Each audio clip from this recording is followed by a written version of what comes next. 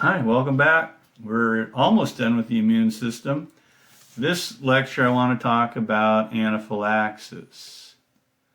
So anaphylaxis is an acute allergic hypersensitivity reaction. It can be life-threatening, and I really want you to understand how it works. And shock, remember, can be described as maybe hypoperfusion of tissues, so it's a cardiovascular issue. So let's say hypoperfusion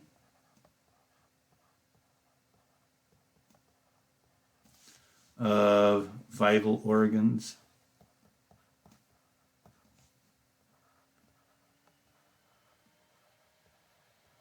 And if you don't get enough blood flow to the brain, that's it. End of story, end of life, unfortunately. So, lots of different causes of shock. This is one type of shock produced by an anaphylactic reaction.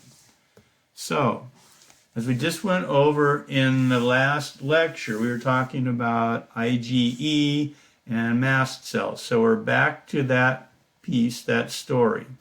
So as you recall, the first encounter with the antigen, the first time the patient becomes exposed to an antigen, the body becomes sensitized. But typically there are no symptoms. So this is the first time that a person was exposed to peanuts or shellfish or bee stings. Typically, there are no symptoms on that first exposure. But the immune system has been exposed to the antigen, and B cells and T cells are made. So we went through a primary immune response, and what's relevant in this story is that the IgE antibodies that were produced then attached to the mast cells and the basophils. So remember, the plasma cell made all 5 classes of antibodies. When it made the IgEs, some of those went and got themselves stuck on the surface of a mast cell or basophil and are now acting as the antigen receptor for those mast cells. And as I point out in the little purple text, basophils are circulating, mast cells are out in the tissues. They may be associated with mucous membranes. So sometimes we see an allergic reaction on the mucous membranes. And again, they attach to antigen and act as the antigen receptor. Okay? So that's the setup, the sensitization step. No big deal yet. But we do have the antibodies on the mast cells and the basophils. And you remember what mast cells and basophils are famous for. Among other things, releasing histamine. So next slide. This is second exposure, subsequent exposure to the same antigen. Same peanut, same bee sting, poison ivy, whatever it is. And the antigen now binds the receptors on basophils and the mast cells, causing them to release large amounts of histamine.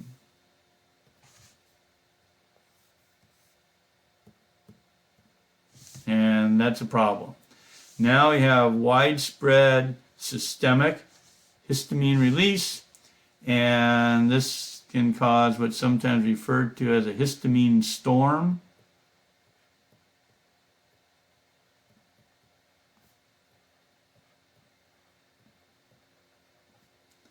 Much higher levels than normal of histamine in the blood. And we talked about this with inflammation, the inflammatory response. Remember, the histamine causes vasodilation. And this is systemic wide.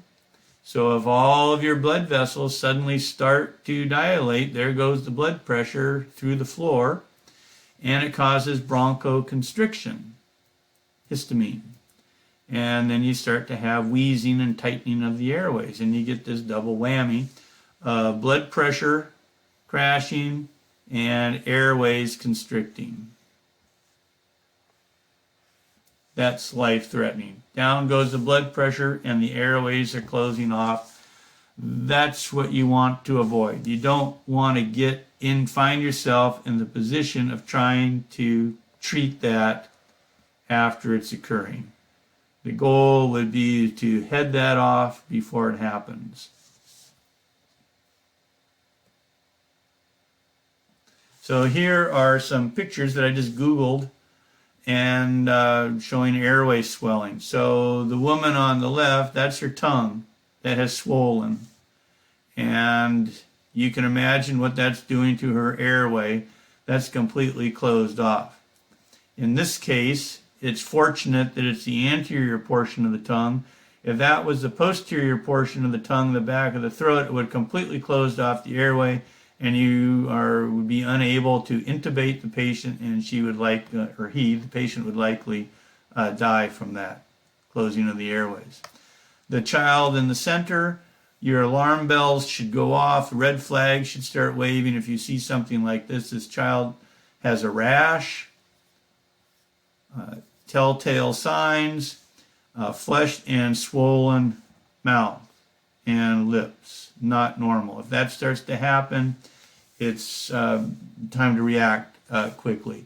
This woman's eyes are swelling shut and lips are swelling, so they are experiencing a severe allergic reaction and they need treatment. They need your help.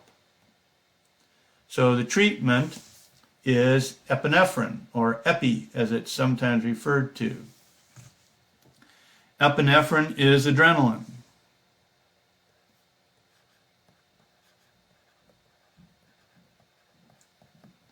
And epinephrine helps in two ways. Epinephrine causes systemic vasoconstriction. And when you constrict the blood vessels systemically, up goes the blood pressure, which is what we want.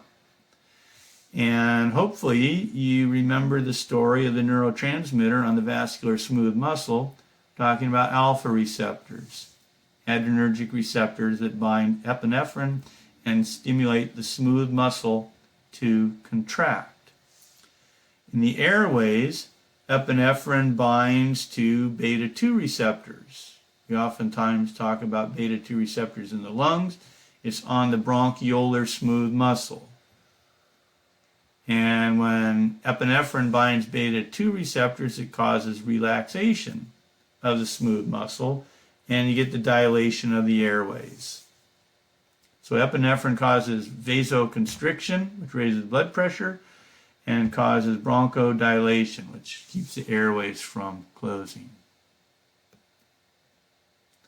And the next, this slide is showing a demonstration of using an EpiPen.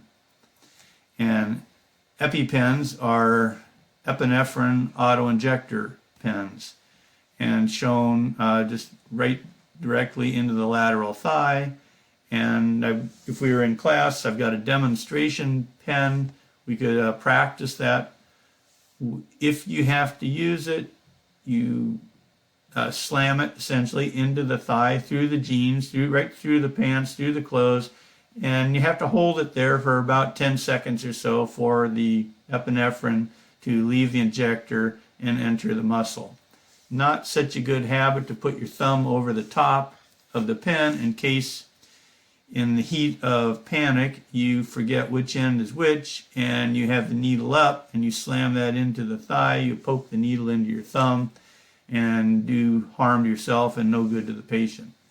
So I think that's it for this section on anaphylaxis. Yes, we will do vaccines in the next and final lecture. See you then. Bye.